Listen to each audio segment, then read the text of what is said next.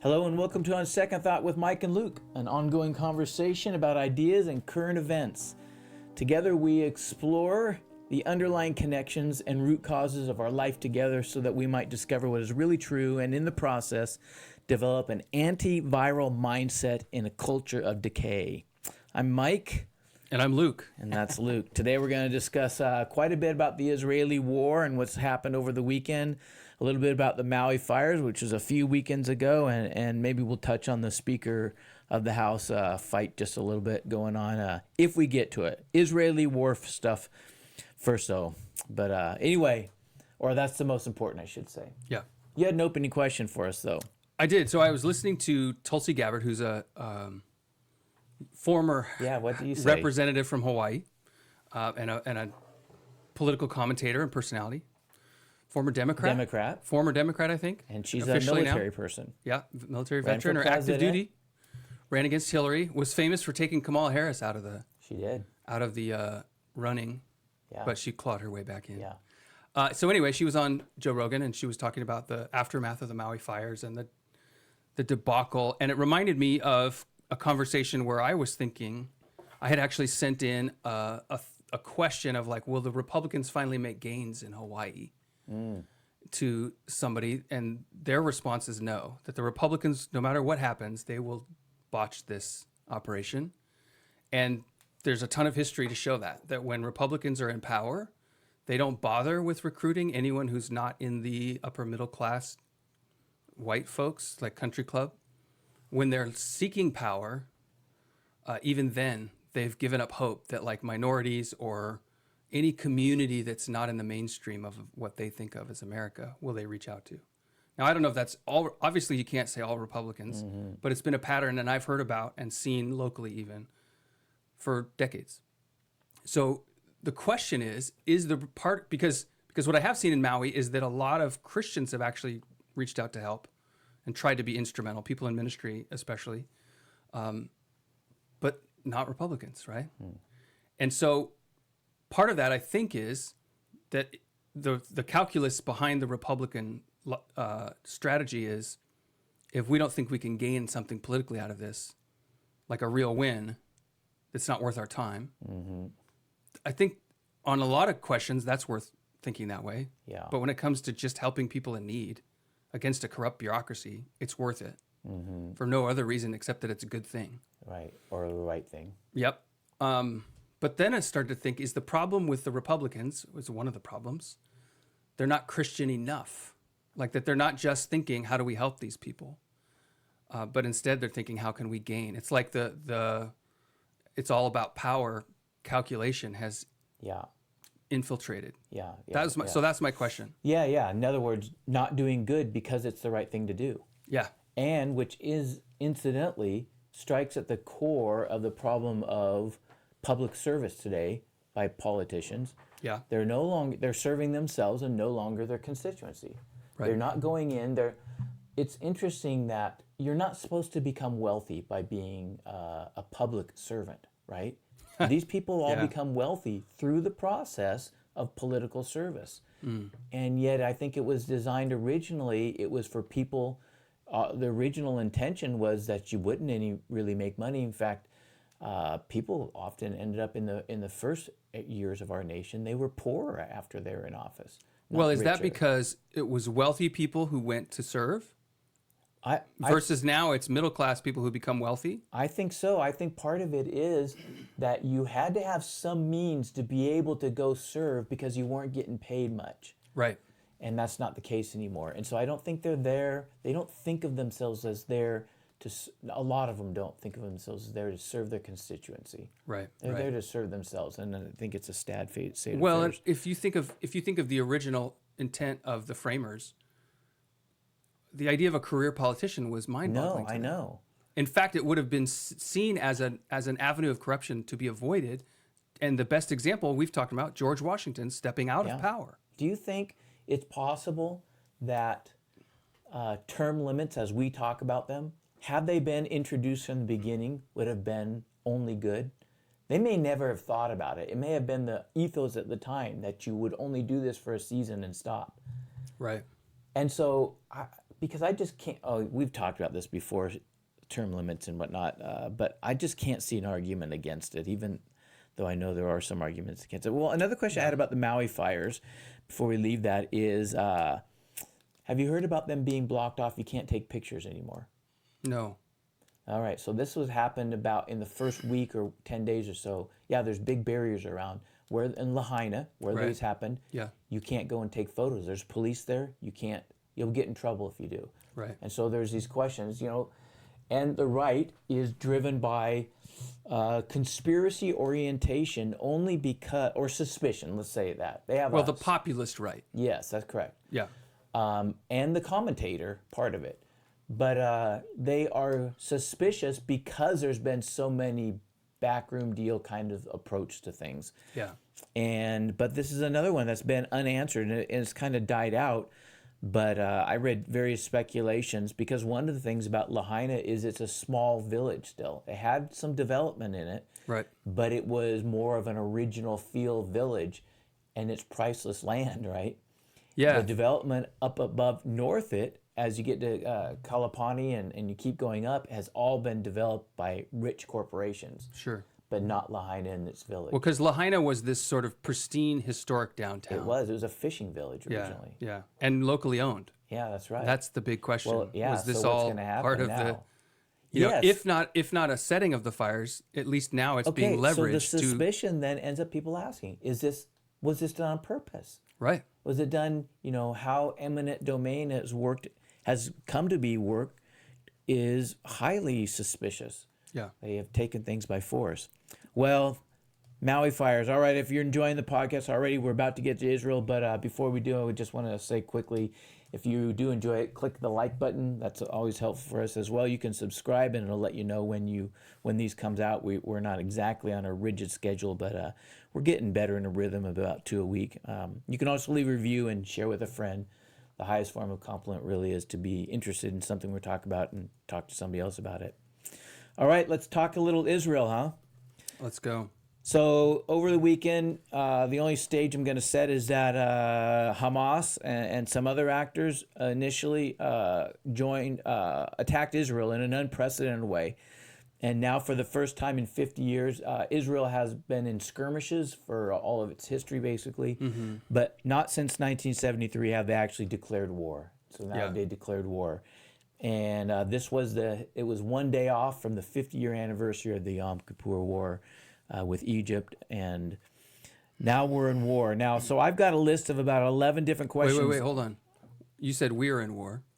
They're at war. Okay. Are you identifying? wasn't How do going you to a connect us question to yet. them? Because Yeah. there's a big question, right, about that.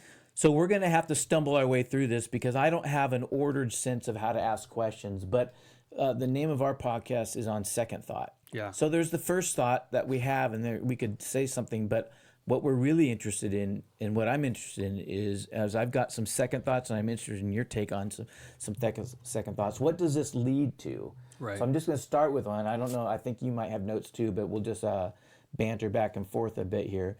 So let's start with the first thing: the U.S. What does it mean? Why is the U.S. What's the response needed of us, and why we have a peculiar relationship to America, to Israel. To Israel. Yeah. And just to get us rolling in what I think is a second thought perspective, I think it's driven by the rise of dispensationalism and eschatology in particular that rose out of that. Okay, saying, so do tell. What is dispensationalism? The idea that when Jesus came, there was his Old Testament prophecies about what God would do for Israel. Okay. Yeah. Because Israel was the nation he'd picked out of all the nations, and he made all these prophecies. Now we understand that these are shadows. Hebrews tells us that plainly. But the dispute then arises when Jesus came. It doesn't look like what he said was going to happen happened. And we constantly face these things as if the disciples don't understand what's happening, and he's trying to explain it to them. There's this thickness or denseness on their part. And then you get this curious phrase near the end after he's come back to life, and they say, is it this time you're going to restore the kingdom of Israel? And he says, that's not for you to know, basically. Right. And so what he left in a lurch was, how do we understand what you were promising, what God was promising in the Old Testament, which was that all the nations would stream to Israel, that Israel would be lifted up, that a Savior would come, and she'd crush all of her enemies, and all this language. The dispute then was that figurative language, which is where I would land. I was raised differently, though. I was raised to believe, no, that program was literally meant, but it got put on pause because, see, Israel rejected Jesus in his days. And so Jesus then turned to the church and the Gentiles, a mystery hidden. And so now this is the church age, of which at the end of this time, he'll go back up and re-pick up this program that he'd promised and began with Israel in the Old Testament to Abraham. Yeah. And so all these roots in Abraham. Wait. So this is a description of the dispensational way of thinking. That's correct. Versus Christianity has replaced Israel in the favored not necessarily status. versus. Is that the other side? Is another, not the other side. It's an other side. Okay. Replacement theology is called, which I don't personally hold, but a lot of people who would be closer to me do. Yeah. That Israel has been replaced by the church and is no longer. But I can't go there because of Romans 11, but even that is tricky, because when it's so all Israel shall be saved, we don't.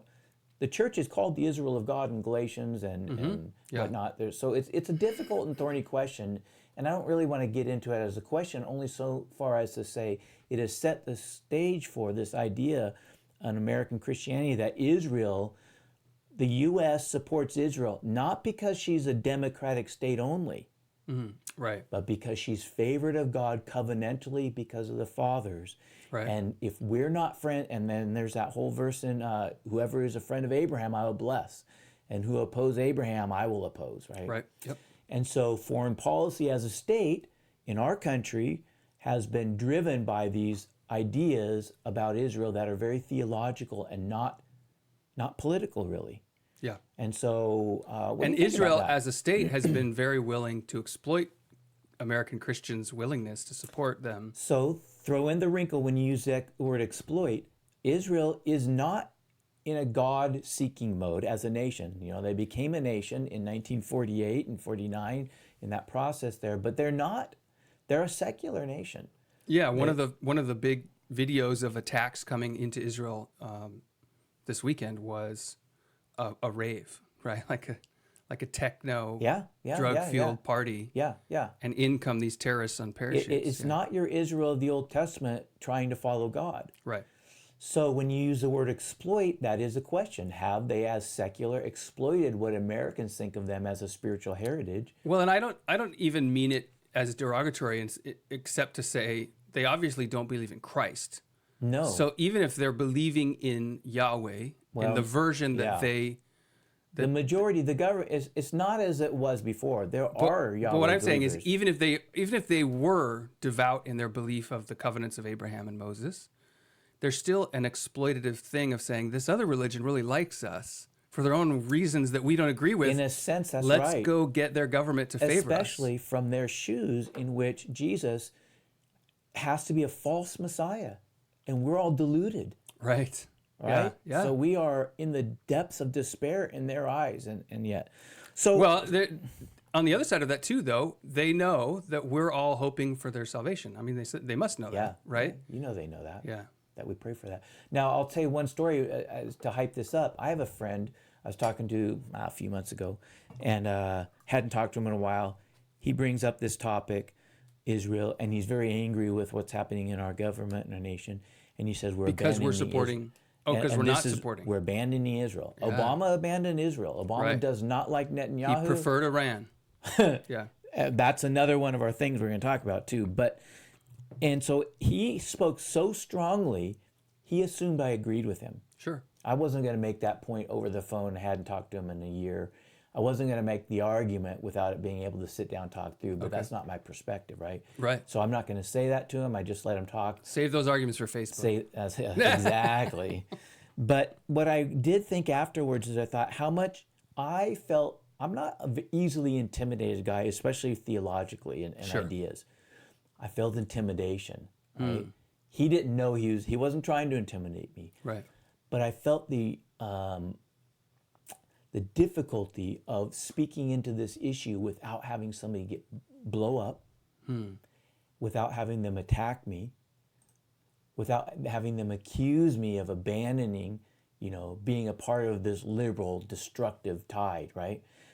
It's not an easy issue. Why do we support Israel? Why have we supported Israel in the last 2 days? State Department did not support them.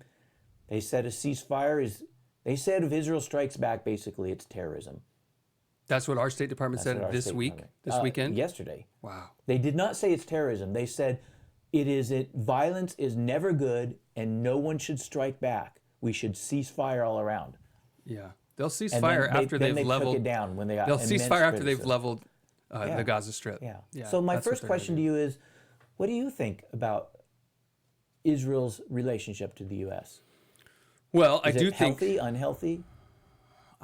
I mean, I don't follow it. I see people really obsessed with it at times. Yeah, I there are think people that's obsessed with unhealthy, it. Yeah. both in the pro and the con, maybe a little bit. I prefer to support Israel, not because I think they follow God in the right way, but I do hold that the blessings of Abraham are to 1,000 generations. Even the blessings of the Mosaic covenant were restated. And there is an argument in Romans that on behalf of the fathers, Yeah. there's this phrase that even when they're in rebellion, that God has something special towards them because of the fathers. The other side of it is the Israeli-Palestinian debate, Yes. or conflict, right? I wouldn't Yes. call it a debate. It's existential for the Jews, and so in that sense, that if you said, okay, we're going to stop all of the fighting and we're going to put down our guns, immediately there would be a genocide against the Jews. That's correct. Right? That's right. So in that sense, I feel they're justified in defending themselves. Now, does that justify them to commit war crimes or to do horrible things in the name of espionage? No, of course not, right? Is there there's some significant ties, or let's say not insignificant, between like the Epstein Island stuff and Mossad and the Jewish Secret Service or whatever, their CIA. Like, they're willing to do things that are wrong. And our government has been willing to do that too. The Mossad is Machiavellian. Yeah. And so I don't support any of that. I don't think God blesses any of that, right? Right. I agree. But that doesn't mean I wouldn't support the state. Yeah. Right? And nor would I would support any free country who's facing genocide. Yeah. Okay, you said existential for the Jews. If I were a Palestinian Christian, Yeah. of which there are Palestinian Of course there are, Christians, yeah. they're your and my brothers and sisters, I could say it's existential for the Palestinians too. Well, so there's a couple tricks on that, right? Okay? One, there's no such thing as Palestinians. And I know this is a controversial statement, but the idea of the Palestinian as a people group was invented by the Russian KGB during the Cold War to draw the U.S. into the conflict. There's been plenty of documentation. I've got a book written by a defecting general of the Romanian secret police who said he was in charge of disseminating the, what is it called?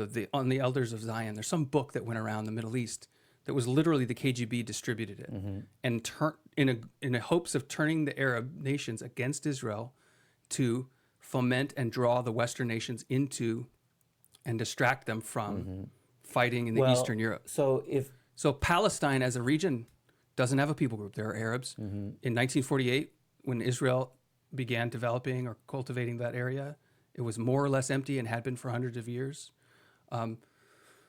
Even who was the leader of the PLO for the longest time? Yasser Arafat. He was an Egyptian. He was trained by the KGB. Yeah. So this was all been this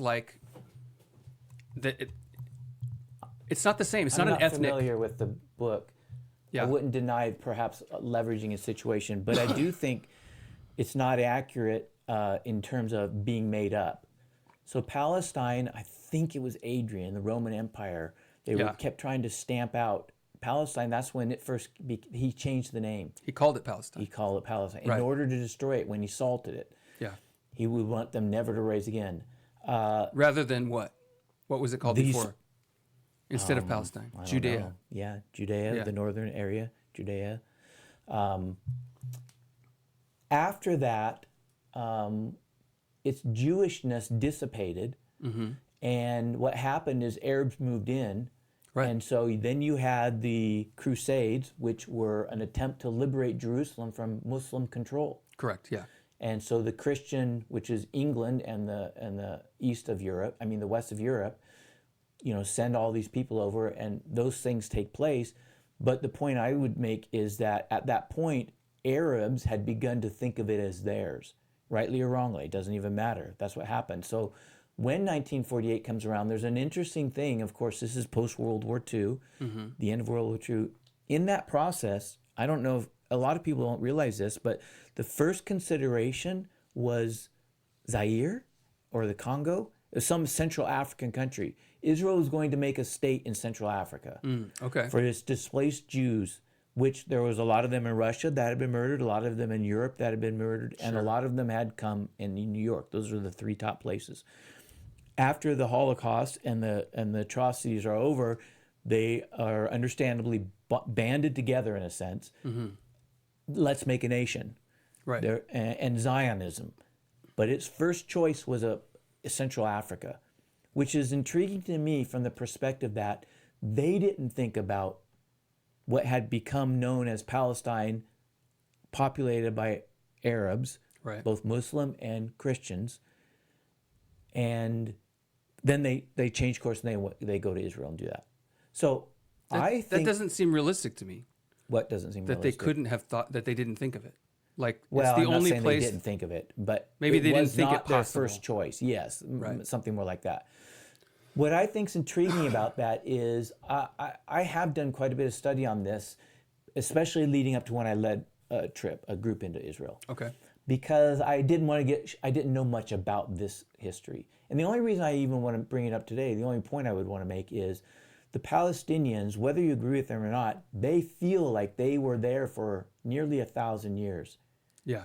And they are Arabs, they're from the surrounding countries, but they came to be considered themselves as Palestinians, both Christians and Muslim. So existential, I do think they have, I would say this, if we had a Jewish individual and a Palestinian individual here, whether of the Christian kind or the Muslim kind, they would both want to lay claim to that existential. So who are all the Arabs that live in Israel? Right? So we have like the Palestinian controlled areas, like the Gaza Strip. Right. Sections of the Golan Heights, and I'm not The familiar West Bank. with. Yeah. Yeah. But there are a huge number of Arabs that live in Israel. That's correct. Right? In Jerusalem. Yeah. So are they Palestinian? And Yeah. who are why don't they live in those Some of controlled them do. regions? Some of them do. I mean, this is the battle that they face. So but what's the Jerusalem restriction?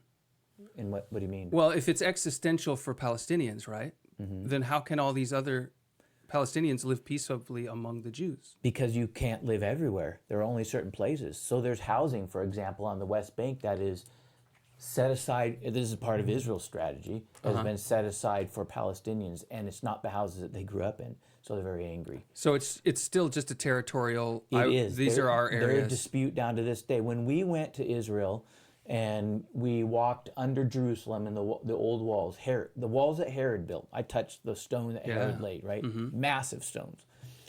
Did you turn to Jesus and say, "Look at these stones"? One of the things that we got to go on was a new section of ground that had been opened up with tunnels. Well, You mean recently excavated? recently. Okay. And it was, so Jerusalem is quartered into 4 sections. And one section is Jewish and one section is Palestinian, and there's 2 others. And anyway, under the Wailing Wall, where they've tunneled under Palestinian quarter. Okay. Yeah. And it has, it's a bickering war, a bickering, sniping at each other constantly. Yeah. Right? So so we walked in this saying, we had left the Jewish quarter. We weren't allowed at certain parts of the Temple Mount. We walk underneath and we're going under the Palestinian quarter. Up above, you can hear people in their houses. Whoa. And, it's all rock. It's not going to fall on you. No, yeah, but they're close. It's just this bite back and forth kind of system. Sure. So I think what I would want to say is, at the least, there is an unresolved complexity about this land. Oh, without a doubt. And I think you're right to point out the Palestinian Christians, because they are the most forgotten in all of it. Because the Palestinians resent them for being Christians. The Jews resent them for being Palestinians and Christians. That's right. And Americans aren't really going to defend them because when Americans think of Israel, they think of the Jews. And this is one of the hurts of Yeah. Palestinian Christians. Yeah. Our brothers and sisters in the West, the most prosperous land, exercise the most power, have forgotten us. So here's the hard part about that, especially, well, for both Arabs and Jews, is there's an intermingling of ethnicity and religion. I know. And it's almost inseparable. I know. And the result is we in our thinking can't separate them either. So when you say Palestinian Christian, it's like wires get crossed in our heads. I know. How do you I build know. up political support for a group I that know. you can't even understand exists? I know. Yeah. Difficult question. So why do you think okay, let's get into a teeny bit of the political response. You mentioned earlier off air Nikki Haley and whatnot. And Yeah, Pence so said the some neocons, things. right? Okay. Dan Crenshaw and Nikki Haley are both out saying this is an attack on America. We have to do something. Yeah. And it's the 90s Republicans coming back up saying it's time, right? We're back. We're going to nation build. We're going to build America, make the world Britain, America. And then on the same side, you've got Obama, who moved all American diplomacy in the Middle East toward Iran as the central rather than Israel. Yeah. And Iran just got $6 billion last week from Joe Biden, from Obama, via Joe Biden, via whomever's really in charge. Exactly. I want to talk about that. And so they said, the Hamas leaders said, thank you to Iran for providing us these missiles and these weapons. Yeah. And some of the weapons came from the black market via Ukraine. They were U.S. weapons being used by Hamas terrorists. I haven't seen that one. It's So not surprising. I've seen video of the leaders of Hamas saying, thank you for the weapons via Ukraine. I saw the Afghan one. Yeah, so that's the other one, is all these weapons we left in Afghanistan. Like $18 billion or maybe $80 billion. Some 18 or 80. psychotic. It's a huge number. Yeah. Well, so I think that's interesting too because that we're talking about one subject and we're going to bounce around from approaches, right? And come back because I think what's interesting about that, how do we think about Israel versus Ukraine? Yeah. What the American responses, are they the same? Should we do the same? It seems to be in reverse. Have they been different? All the people who are, not all, right, but a ton of people who are for Ukraine are against supporting Israel and vice versa. Yes. Yeah. So why is that? What's been moving to me, I think there is the Christianity aspect, The religious right? aspect. That I feel I agree with that. like we're on God's side to help defend these people. Yep. The other one is, in Ukraine, you saw videos of skirmishes and soldiers and fighter jets and drones. In this, you see, like I'm literally looking at dead bodies in the back of trucks. Yeah. Right? The I'm element seeing of terrorism. a pile. I mean, I don't want to describe what I've yeah, seen since yeah. just in the last couple of days. Yeah. But it's so like, it's both moving and it's angering and this is not right. Yeah. With Ukraine, it wasn't like that. It was, you Kind of a felt war manipulated from the beginning. Like, is this any of this true? And maybe it's because it's coming from Joe Biden a little bit, but it's also this, to me, it felt with Ukraine. You're making a different point. You're talking about the realism of consistency.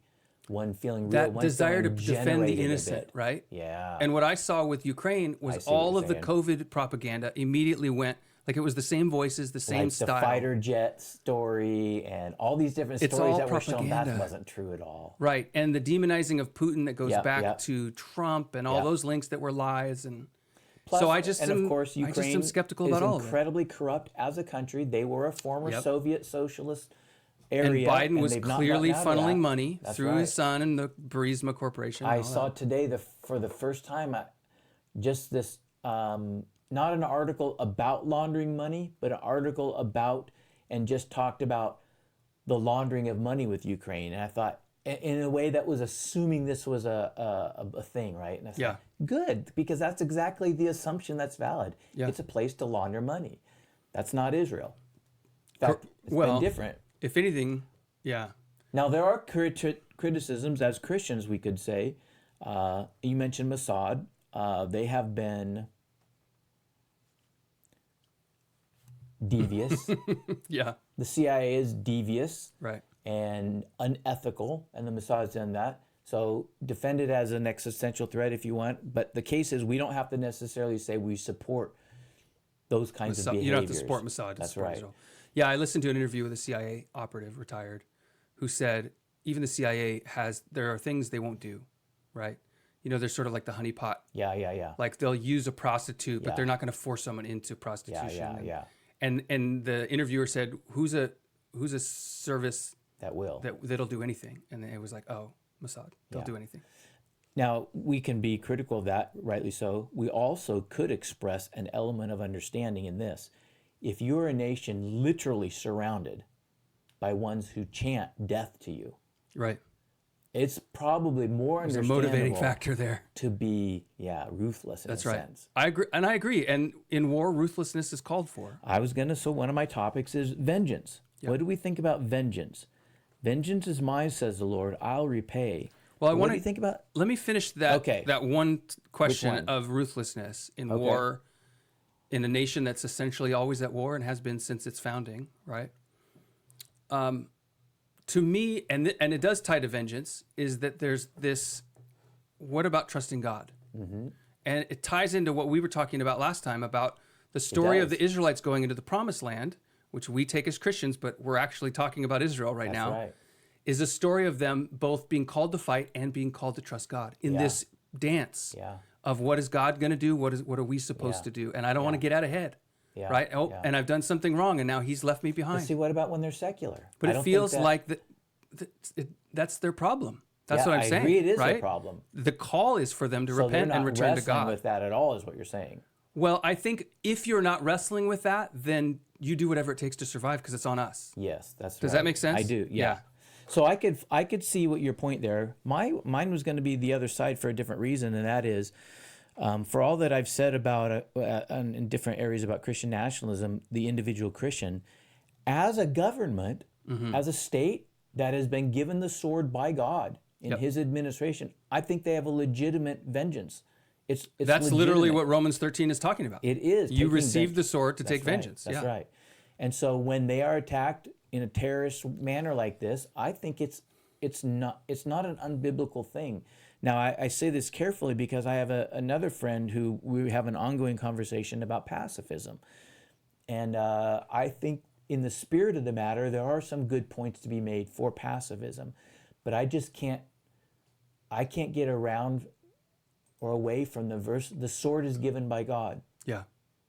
And I just think now, if we were starting to talk about individual responses to this, as a Christian, I think I have to have a different set of concerns to express. But if I'm just talking about the government of Israel and governments in general, I think they have the right by God to take vengeance on their enemies. And so I think that's what we're going to see. I think we're going to see a significant, I think we're in for a pretty big war. So the question in my mind is, does Iran get drawn in? We've already got. They're already starting to get drawn in.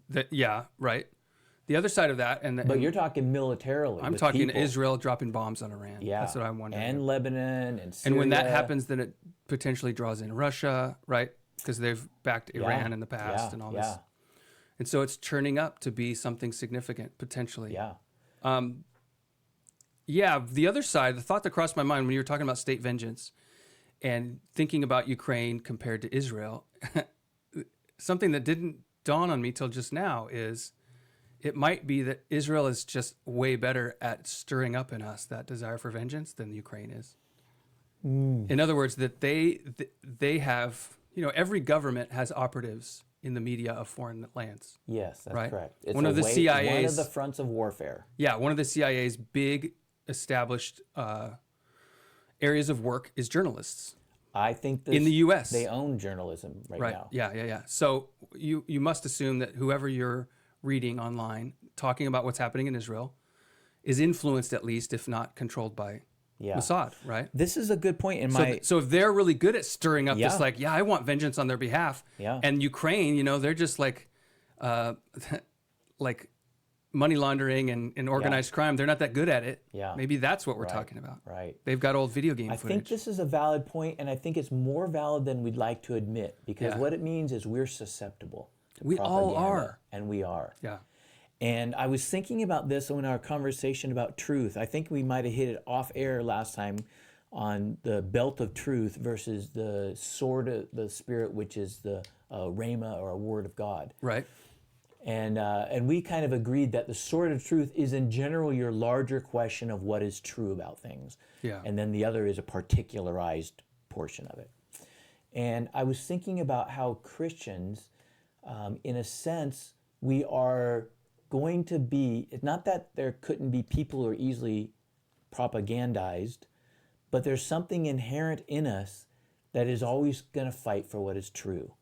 Mm-hmm. And it's the following Jesus thing. It's the Holy Spirit. I'll lead you into truth. It's this dynamic that is not of this world, that won't be easily overcome. It's not that. And so I thought actually that phrase, whatever you think of the last days, this can apply to any perspective theologically. But when the man of sin or the lawlessness or whatever one you want to call it, he will come to deceive the nations, even the elect, if that was possible. If it were possible, right. If it were possible. So the force and the power is such that we would be deceived, which I think does indicate there will be lots of people under the flag of Christianity who are deceived. Yeah. But that there will be this rescue, in a sense, that God has put in motion that will keep people from some measure of it. Perhaps not all of it, but some. Yeah. That's disturbing. Right? I mean, in the last 3 years, the amount of Christians who have been drawn away in two ways, right? Yeah. I've had a couple conversations with Christians who I know who are heartfelt believers, who the way they talk about Trump, it disturbs me, right? And I think they're positive about him? They are. To a fault, is how I would say adoring. it, right? And there's these phrases, there's these Bible phrases that got attached to Trump in the 2016. Cyrus, for such a time as this, these little phrases that Christians sort of perk up and think, I think, which is not necessarily wrong. It isn't necessarily wrong. It's the certainty with which they're spoken. That's right. Yeah. It's like, okay, are we judging carefully? Are we looking, or have we just decided? Mm-hmm. But what I've realized with those folks is there's a trust that they're hungry for among leaders. That's right. And they trust him. That's right. For good. That's and right. even when it's hard to trust him, they still do, right? Yeah, and it takes a lot to break someone who's that. Yeah. But on the other side, the number of Christians, the megachurch pastors like we were talking about before, these big churches, these influential church networks like Acts 29, who got drawn into the COVID thing and the George Floyd stuff. And it was like, oh yeah, the Christianity as a movement in America our walls are tattered at best, right? As far as repelling against evil ideas, invasion. When COVID hit, we were going to a church in a larger city near us, and all of a sudden you couldn't go to church. There's things online. First service after things are shut down. And in Oregon, we had, what was it called? Something stay and something. There was a two verb something. Oh, I don't remember. Rest and recuperate, or it was shelter and something. Shelter and or stay and shelter or something like that. Shelter, yeah, okay. Anyway. It was a 2-word thing anyway. So it was like our state got shut down for nearly 2 weeks. There's just nothing happening. Right? It's weird. It was weird. It was like that. It was like that thing when they had the moon a couple years ago, when the daylight and all the birds and animals went silent. Yeah, the eclipse. The eclipse. Yep. Yeah. And anyway, so we watch online, and we watched the church we'd been going to for a bit of time. And here's what they did. They said, this is a time, and this is riots had just taken place in Portland. Okay. Right? This is a time for us to listen. Right. And I started feeling the bile rise up. But I waited, because if they would have said it's also for us a time for us to say these lawless acts are wrong, I probably would have said, okay, I appreciate this. That's not what they did, though. Only a time to listen, never. And it so angered me because it was so distorted, and they were so caught in so quickly to a distortion. I actually said, I'm never going back there again. Wow. I never went back. All right, so I'm curious of your thought on this, because I think we might disagree, or at least have a difference on this. Because what I saw a lot of Christians doing, especially people that I love and admire, or including those people, sloganing the All Lives Matter as a response to the Black Lives Matter movement. Mm-hmm. What's your thoughts on that phrase as a slogan in public dialogue? Okay, you set me up, because you already said I might disagree with you, so I don't know where you're going to go. Wait, which one does I just got to throw out and just say what I think. Good, right? good. That's what I want. Try to set the Black Lives Matter, I did not like the phrase. I thought it was clever to say all lives matter, and I thought it was true. I also thought that it was a little cheating because that's not what they were meaning. Yeah. And I disagreed with what they were meaning and not what they're meaning. Okay, so if you have a traumatic experience in your history and you still face some traumatic elements today, it's understandable that you have a concern about your importance, okay? Sure. So I don't think that is a bad circumstance, I don't think that part's wrong. I think the way they went about Black Lives Matter was terrorist. I don't think it was. No, I'm just asking about the phrase. Yeah. Yeah. Versus the my movement. My point is, yeah, the phrase is a fine phrase, except for what they did with it was evil. It was manipulative. So I end up opposing it, even though I don't think the phrase itself is necessarily bad. Which is how they got you. And then I supported All Lives Matter as a phrase, even though I thought it was a little bit of a cheap blow because it's going around the issue of concern. Right. Okay, so here's what I took a stand. Did you see, by the way, the baby ones? No. Baby life. There's something with babies. Anyway. I don't know. Oh wait, go ahead. Okay. It was clever also. So when I was wrestling with this idea, because it definitely politically is a slogan, it's genius, right? That you're asking me to say the thing that I obviously can't disagree with, but when I say it, that means I endorse you. Yes, right? yes, that's a good way great to put it. It's a great strategy. That's right. And so what I would always say is I believe that the lives of Black people matter. I just refuse to say their phrase, right? Yeah. That's good. Yeah. But it's like pro-choice. But yeah, maybe. So the all lives matter though. I started to think, okay, in a personal sense, if someone who I love and care for, a Black person, right, and I've thought of 2, 3, 4 people in particular, if they had come to me and said, "Do you even think I matter?" Right. I would never say, "Well, I think everyone matters." That's true. Right? And so I thought, okay, the all lives matter thing feels that. like a slap in the face of a friend. Yes, I know. I agree. Okay, but here's the other side.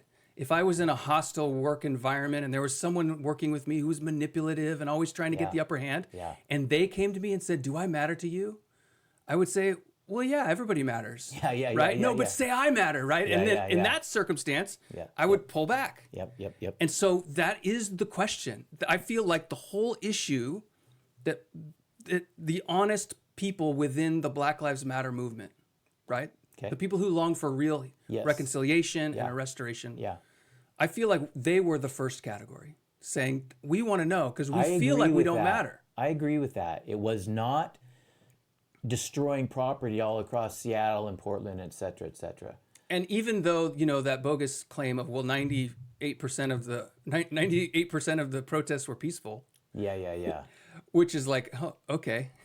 If 98% fires on of the dates you go on don't involve assault and battery, does that mean it's fine? You know what I'm saying? There's so many ways that could go wrong. But the reason, I had a friend really argue that. He's in a mixed race marriage. His wife is African American. So I respect his claim of that because what he's saying in that, even if he's believing propaganda, is the peaceful part of this is the part that's right. Okay, there's something good in what he's trying to do. He does want to heal this broken heart that he witnesses. And I want to help him do that. Yeah. But I refuse to be manipulated by communists who want to undermine American culture so that they can overthrow it and get their own ends. And if he doesn't see that, I have to shine light on it. And that's what I felt like I was doing. Yeah, I agree. And it is a pretty sad history. In fact, I think you really brought up a good point the other day when you were talking about the kinds of leadership versus in a time of foment versus in a time of peace. Right. And so that in the Martin Luther King days and whatnot, but then you get Sharptons and Jesse Jacksons keeping that mode when they really won. Well, Palestine and Israel is a good example too. The Palestinian leaders, they have a perverse incentive to maintain their victim status. Yes, that's right. So that they can continue, because they've been offered all kinds of peaceful solutions for decades. Yeah. They're not interested in that. They want to maintain their position as an insurgency no matter what. Yeah. So that they can have their power. So I'll tell you a funny story on that. When we went to Israel, and twice we had to leave our Israeli guide and have a Palestinian guide. Because you went into the quarter that was there. We went to Bethlehem in the first one. And so we had to get off of the bus, get on a different bus, and we had a different guide, right? Wow. Yeah. And he's Palestinian. He gets on there, and of course, this is his job, right? Mm-hmm. It's Christians from the West, and you're All day long. all day long. This guy. So he gets up there with a smile, and he was actually pretty congenial. Mm-hmm. And he says, people don't realize, the Palestinian Palestinians are a certain percent Christian. Oh, right. It's like 90% Because or we 80%. honor Jesus. Yeah, it's Yeah, like right. saying, well, without getting into the prior argument of Christian nationalism, like Americans Christians, right? America is Yeah, Christians. yeah. Anyway, so there's that statement and whatnot, and we don't necessarily have to agree with it, but it was still a statement. And then he ends up saying, and our leader, Yasser Arafat, goes on, and he went on and said these very positive things, right? And I was so struck by it because I'd never have had before that time ever, in a sense, sat in his shoes and thought, what does he view Yasser Arafat as? Right. For us, it's only a terrorist leader. It's a Okay. PLO leader. Yeah. Here he is trying to present to these people, and he wants them to spend money at the Bethlehem shop and buy the rosewood there and do all these things. And he's pitching his version of Palestine, which was very positive, Sure. appealing to this 28 Christian people in this group, right? Right. And it includes Arafat as this Christian leader defending their cause Right. for good. Yeah. And I was just struck that never crossed my mind. That could even be a perspective. That's right. Yeah. So isolated in one sense. Okay, do we have anything more to say? Let me make an outlandish statement, and then I think you might agree with it, but we'll see. Okay. All right. I'm thinking of this as Obama's war. Okay. Ukraine, Yep. possibly more Biden's war. It may be the most Biden It was- element of the Biden administration. It was his son in there making the millions, and it was 10% for the big guy. My guess is that, pure guess, completely wrong in certain fronts, I would say, but for slapstick, it's a guess. Obama says to Biden, listen, I got the world now. You go ahead and have Ukraine. Play with it. Do what you want. Make your money. Go busy yourself and make it all political and get your money there. I got the rest of the world to do that with.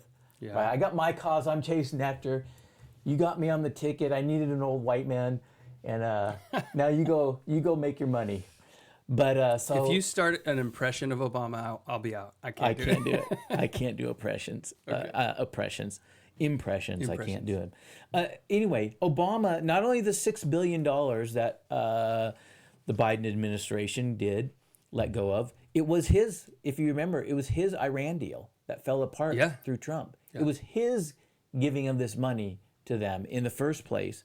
The Netanyahu, so Biden has snubbed him by not inviting him to the White House. Right. One of the only world leaders he hasn't done that to. And Obama had him like going out the back entrance or something. Obama was had some weird. deliberate things. He made him wait an hour and a half once. Yeah.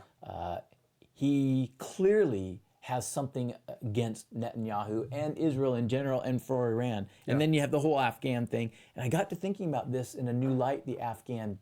I looked at it as just as a blunder of the early Biden administration, which it always struck me as strange because you remember Trump really tried to do that. He tried to withdraw from Afghanistan and his own generals opposed him basically. And he didn't really do it. Well, it was his withdrawal that Biden was doing. It was Trump's. I know. It just never got finished.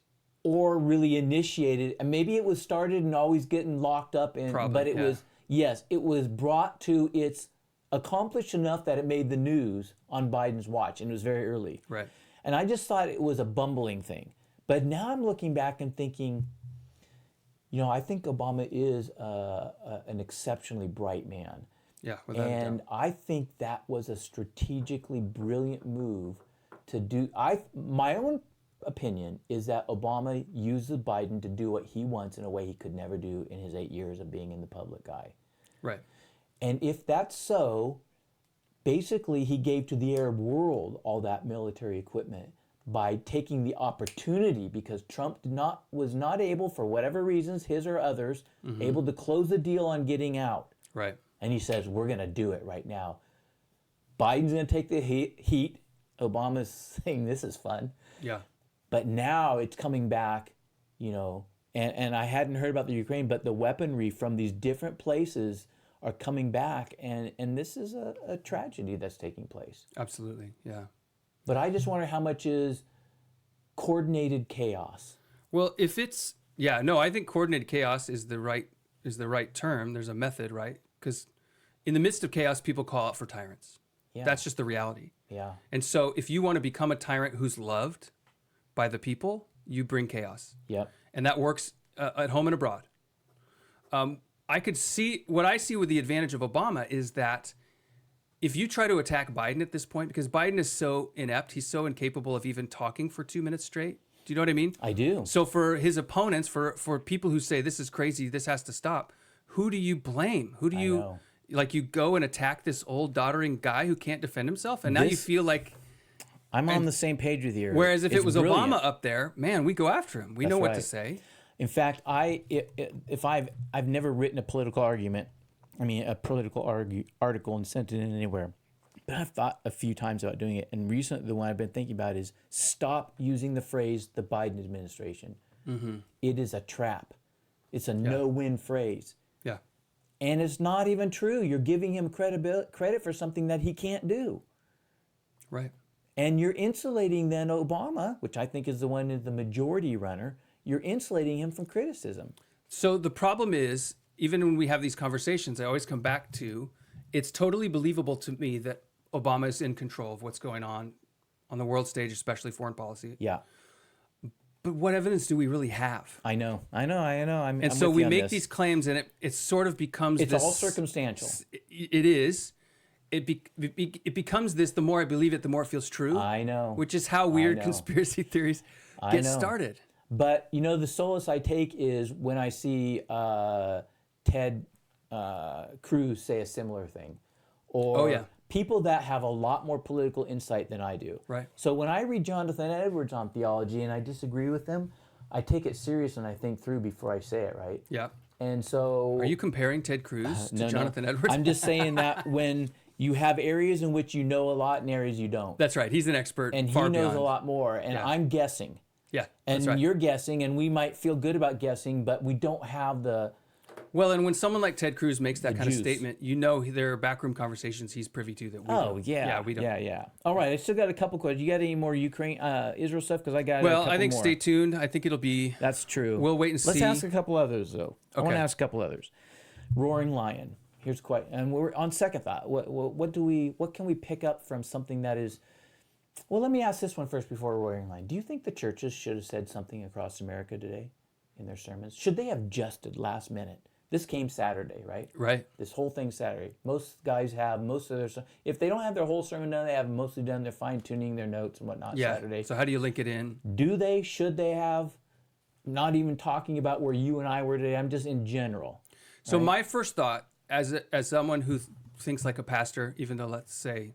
I've been called that, but officially I'm not. My first thought was the church needs to understand, one, the conversation we had, what does God think of the nation of Israel, who for all intents and purposes is apostate. They are not devoted to him and the way he demands it, but yet have this heritage of blessing from their fathers. So I think that church needs to understand that. And then we also need to see the context of what is... You're saying it's an opportunity to address something that needs to be understood. I think if the church is hungry, let's say, is confused and uncertain about what's going on in the world and how it relates to us, especially when it comes to the Bible has answers, the responsibility on pastors is to bring those answers. Yeah. And so the second topic that needs to come in, I think, is Revelation. And what is the role of Israel? The book of Revelation. Yeah. What's the role of Israel in the end times? Mm-hmm. Like, is it Israel that comes under attack? Is it the church, right? Mm-hmm. Or does every nation turn against and all these things? Even if you're saying, look, there's different ways to look at this, or I think most pastors would have a way they lean, but to show that, look, God has things to say about this, and we don't just trust whatever political commentator is your favorite. Yeah. I'm in agreement with you. In my mind, I've split it into two categories. I think every church in America should have brought this up today, no matter their sermon, no matter the topic, in one of two ways. One, along the lines you said, if it fit, if it worked, or if they were of the temperament to isolate certain questions and say, these are what God's people need to know in the face of this traumatic thing just happened across the world. That would be one. You would have mentioned it if it was September 12th, right? Or whatever the date was of the next Sunday after September 11th. That's right, exactly. Yeah. And that's my second area. If you're not inclined to be I think I need to leverage this thing and say some of the things that God's people need to hear, because I have this sermon, I think this is what God wanted me to say. I think even in that, you should have made an adjustment in your application. Yeah. To bring up, it's easy. You're talking about X topic or Y topic, and you bring application. We see this even in the events that took place yesterday across the world. Right. In the tumults that are taking place, and maybe they're talking about divorce. Maybe the topic was divorce, or maybe it doesn't matter the topic. You could have tied it to almost anything, because Christians, pastors are there to say what God's word says, and then try to bring it home to their lives, that they walk out with faith. They walk out seeing God. Yeah. Right? And I think they should in the have real put that life out. world that they live in. And then it's the real life world we live in. Right. And I almost, I think it should have been. So along that lines, then, let me ask this question. Roaring lion. Okay. This is a little bit tied to our conversation last time about spiritual powers and warfare. What does this say about spiritual warfare? What does this go on. Saturday? Tell me more. Well, here's my thinking. I'm thinking that it's just too easy for us to see blood and guts as spiritual warfare. It is caused by spiritual things, but I think what it points us to is that there are various forms of spiritual warfare taking place. So we look at Israel. It's a tragedy. There's 700 people killed. That's only on the Jewish side and Israeli side. Yeah. The numbers are going to get higher. Just wait. Right. It's going to get bigger. And it doesn't even matter where you are politically, Palestinian, Israeli, where you are theologically. War is a brutal and a sorrowful thing, right? And the only ones happy are the powers, the fallen powers. So do you think in the midst of this going on, there are Christians who look at it and say, this is spiritual warfare? It's the outflow of spiritual warfare. Yes, I do. Okay. And I think the same thing is said with Ukraine. These are the nations. Why do the nations rage and the peoples mock in vain? Right. Psalm 2. They are for tearing off fetters, and he is a roaring lion seeking whom may devour. I mean, this is a devouring going on right now. Yeah. And it's actually in flesh and blood. Right. It exceeds the spiritual dimension into the physical world of mankind. And I think we see that really easy with Ukraine, with Israel. We can see it in our own nation when we use phrases like chemical castration. When we say the real phrases of what's happening, it's the evil nature shines out brightly. I suppose evil shouldn't shine, but what I think it highlights is this. Wait a minute. Let's not get duped. Let's not let these moments be the only ones we think, oh, there's a roaring lion seeking whom he may devour. No, I got a couple names here. You know who else where there is devouring? I think, and I'd like your pushback or thought on it. Okay. I put on here Tom Cruise, Scientologist. This is a great victory. This is a great devouring of an individual. I like Tom Cruise. I like him as an actor. You're saying Tom Cruise being controlled or in some way manipulated by his beliefs in the Scientology cult religion, and the stream of destructiveness that runs out from that the enemy rejoices at that destruction. Is that what you're saying? Yes. It's easy for us to see the roaring lion rejoicing with Israel and Hamas and Ukraine and chemical castration. Right. But I'm saying when you pull back from the guts and the blood, there are many other examples that are roaring destructions also. Tom Cruise, I think Oprah, this beloved character, shout your abortion. Tell me more. I haven't heard her Oprah be part of that. She was about 2 years ago. Shout your abortion. Yeah. That's flat out. There's more people murdered by abortion than are going to be murdered in this Israeli war and the Ukraine war combined. Right. Right? Yeah, without a doubt.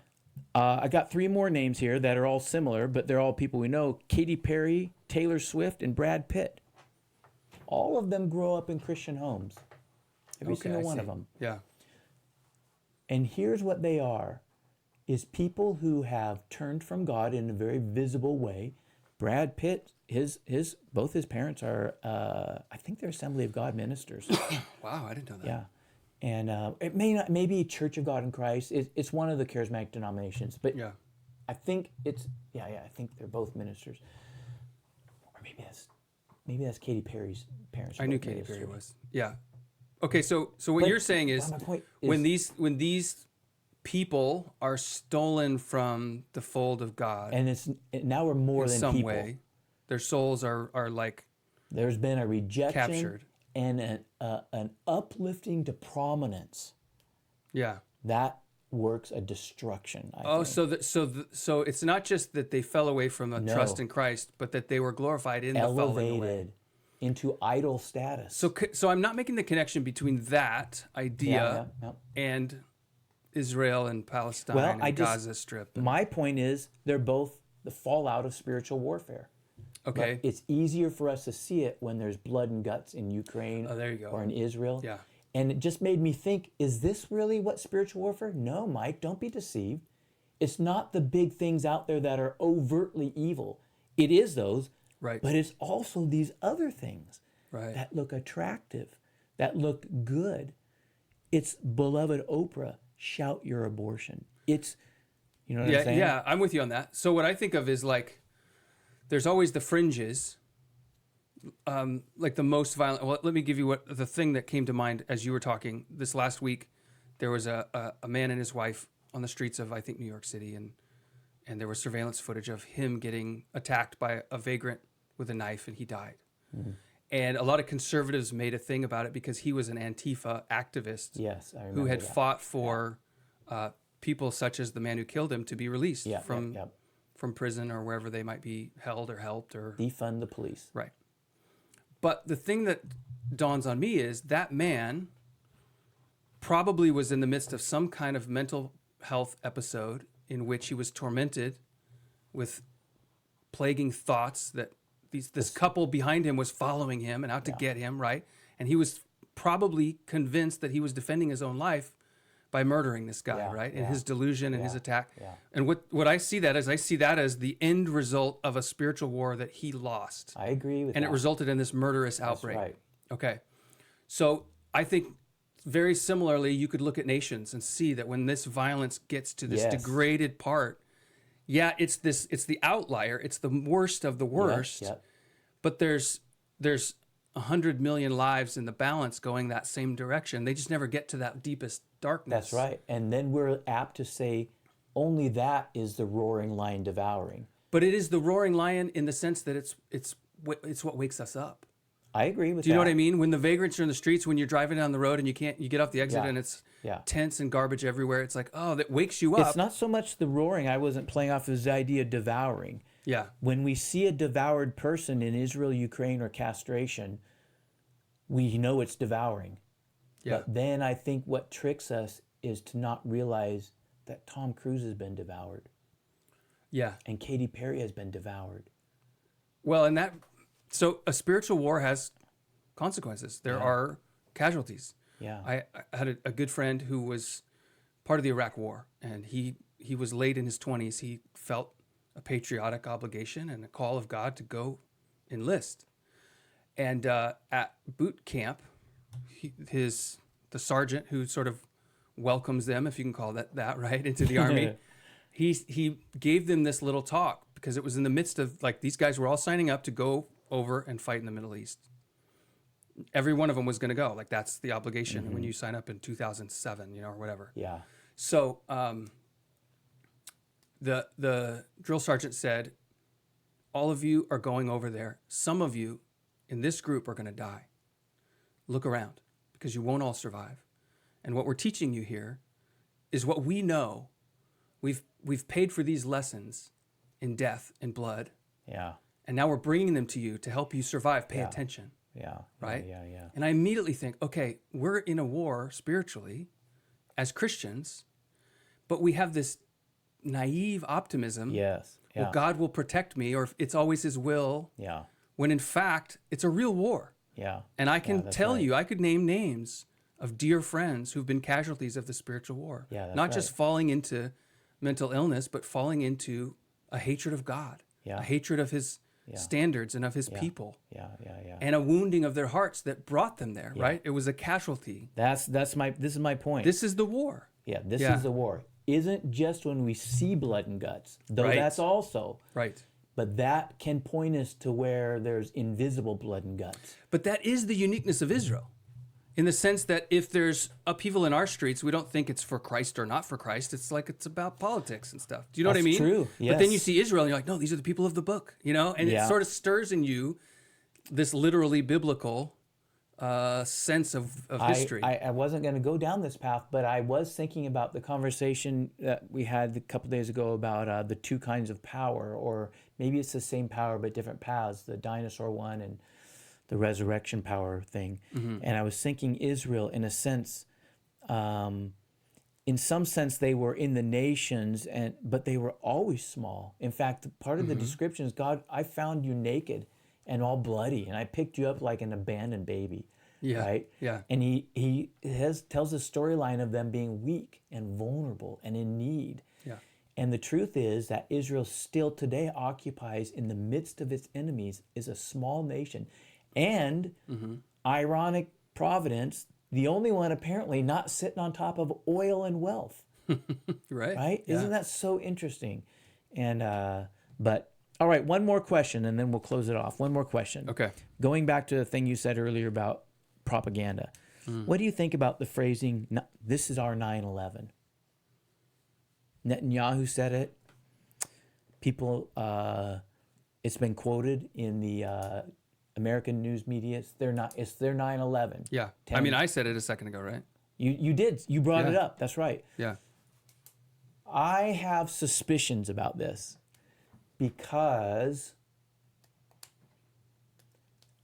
okay, so here's another thing on second thought.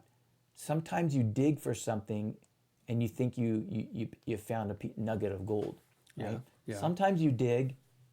Actually, I've found pyrite before.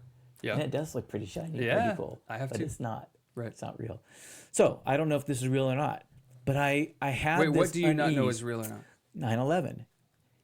It strikes me as a strategic expression that can get a lot of ground. So here's how I heard him say that. Here's what I heard when he said that. Is that after 9/11, the U.S. could invade any part of the world. If we said that's where the terrorists were, everybody would have been like, then go get them, right? We could have invaded France. Yeah. Yeah. And so what Netanyahu is saying is, we're going to go in. We're going to do whatever it takes. We're not going to stop until they're all done. And this is our 9/11. We get a green light for whatever it is we want to do. That's what I heard also. Yeah. And I don't believe that's entirely true. So, Okay, which part? well, yeah. I think that, Like, you don't think the world will back them? Or you're saying Well, you don't that think it's too. worth being backed? I think it's not quite as big as 9/11. Oh, I think okay. the dynamics are different. First of all, this kind of stuff has been happening for 50 years since they did last declare war. Yeah, but Not to this magnitude. it's huge. I mean, you could I say agree with you. You could say the that kind of stuff is 9/11 type stuff has been happening in the U.S. That's right? true. They bombed the World Trade Center Yeah, in the 90s. That's true. There's a little bit of that. Even that, though, it was a backpack bomb, right? In the World Trade Center. It was a van. A van. Yeah. Significant, but it's Well, pretty... it was at the foundation. They thought they were going to bring the tower down because they were at So the it was pillars just a of failed. of the whole tower. Yeah. Yeah. So maybe that's true. It's hard to me. It's hard to know if this is as significant because I do hear people saying that that there's this shocking scale. Yeah. I've also already seen people skeptical of it. Like, why didn't Israel know this? This is like I saw that too. comprehensive security state in the world, One and of they the don't best. notice that there's What? Yeah. this growing organization. Yes. So I think there could be some elements. My first thought was it struck me as connectable, but a tenuous connection. Does it feel like the same impulse that people have to think of 9/11 as inside job, that George Bush was somehow part of it? No, I have not thought that. But I mean, Do that you? same impulse. No. There's this really grainy two frame footage of the plane hitting the Pentagon and people saying, see, it's a missile, it's not a real plane. But then I also saw real people on Twitter with real accounts, and you can go look at them. Maybe that means they're real. I don't know. Saying, no, I was the investigator of this. I was there. It was a plane. I worked on it, right? I get the sense of a little bit of propaganda that has some truth in it, but a stretch. And what it does is it gets Israel something. It gets them in a world stage of world opinion. It forces the issue. It's like your thing earlier, Black Lives Matter. By calling it our 9/11, who can oppose them? Who can be mad at Israel? Who can be mad at Israel in whatever they do? Because if they're mad at them, then you're mad at 9/11 too. Well, they're gonna. There's an exploitative maybe. There's an exploitative. Like we're gonna use this to do the things we've been wanting to do for a while. I think so. In fact, I then saw another phrase which also sent a little bit of a shiver, and that was, we are going to eradicate wasn't the word. It was a word like eradicate. We are going to Hamas out of Gaza. We have made a mistake in giving them a strip of land. Right. We are going to get rid of them entirely. The map is going to change for sure. Yes. Yeah. And I just thought, oh, that's. I mean, I don't. They have certain rights to pursue, but it also sounded strong. Yeah. And then, but that does speak back to what you were describing when you went to Israel, which is this territorial vengeance. Yeah. That it's hard to say you're wrong. Yeah. Do you know what I mean? I do. Like that there's this people at your door surrounding you, really, who want you dead. Yeah. Who openly call for your death. Yeah. And all of your family and everyone you love. Yeah. And everyone you know. Yeah. Yeah. So is it wrong to fight back? Yeah, that's tough. I wondered if you were going to say that phrase, because I was just going to say in closing us, we didn't really touch too strongly on Christian nationalism, because then we're dealing with nations and individuals, and what does turning the other cheek mean for an individual versus a nation? And these are good questions too. But yeah, the best comeback I heard, and maybe this can be a preview for next time, is that all the people who don't want America to defend its Christian status are suddenly really supportive of Israel defending their ethnic, religious connection. You know what I mean, to God. And I thought, that's interesting. All right. Well, we never quite made it to the battle for the speaker. It seems a pretty small battle in comparison, but it does. You've been listening to On Second Thought with Mike and Luke. If you enjoyed the episode or found something to consider, I encourage you to share it with a friend and start a good conversation. And what we've tried to do today is what we would want to see people begin to enjoy themselves, is try to dig a little deeper and think again about things. We're done. All right, We're next off. time.